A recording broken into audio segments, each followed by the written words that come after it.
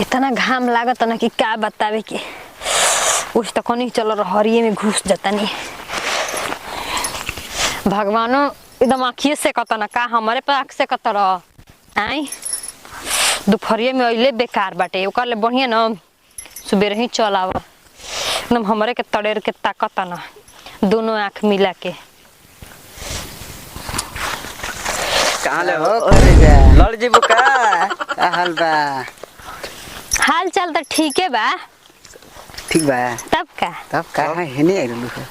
कहाँ आई रहनी बारह ठे दिन के बाद आई रहलू हो रोहरो नानी का में रहतल काहे घरे? नहीं हां ये जे रहता नहीं जी कहिया कैल हो गल 10 दिन अइले ना लोग तो दिल 10 दिन हो गइल हमन के आज देखत नहीं जाए आज मौसी के ने करनिया तो मौसी के घरे रहती है ना तब का होई जे रहती है आसन तब का होई अबे घरे का होई का बतावो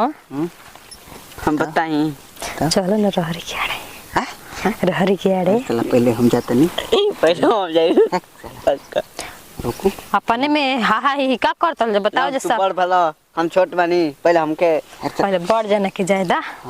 बड़ जाने के पहले हम ना चला ना हम जाई चल दी रो तू पारी आई 5 मिनट में रुको जी अगर चार ना दल जाना तो को आवत तनी 5 मिनट में ये चलो ना आज तो हमर दिलवे खुश हो जाई आज तक पता चलिए जाई बेटा काहे घबरा तला और या कोई नहीं हो चला ढुका ना चला तू ढुका ना चलो ढुका तू ढुका ना आओ हेनी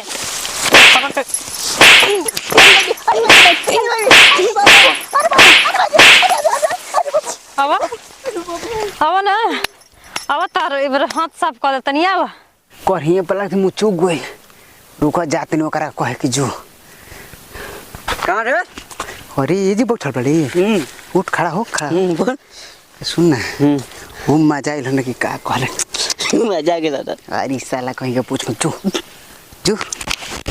कहां बिया है कल हो रहरिया तो कोने के हैं कोने के हैं मुचु के कोने के हैं अरे साला ही रहरिया को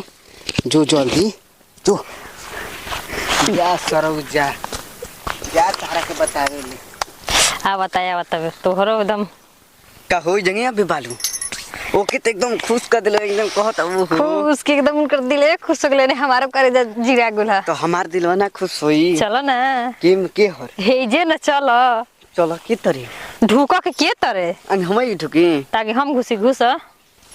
ते अब पहिले ही जा अरे मारो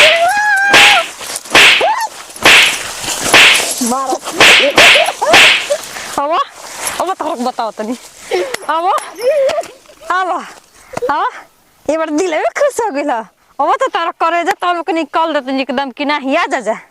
दिल में खुश हो गइल अब ते बार हम अपन दिल खुश कर लेहनी बनल बल जे एमा के फट दे बोली बोल के निकल जाता नी आई मारब के दोनों के करे जा निकल जाई छछुनर लोग कहीं के दो गला आवाज आज के बाद तो पाले पड़ जीवा जा आज हाथों साफ हो गल हाथ कहिए के खुजली बरतला एबरे खुजलिए मिट गइल हाथ में का चल बाप रे बाप बड़ा लेट कइलस ढेर खियावती पियोती का खा ल बबुआ खा ल तोहरो के याद दे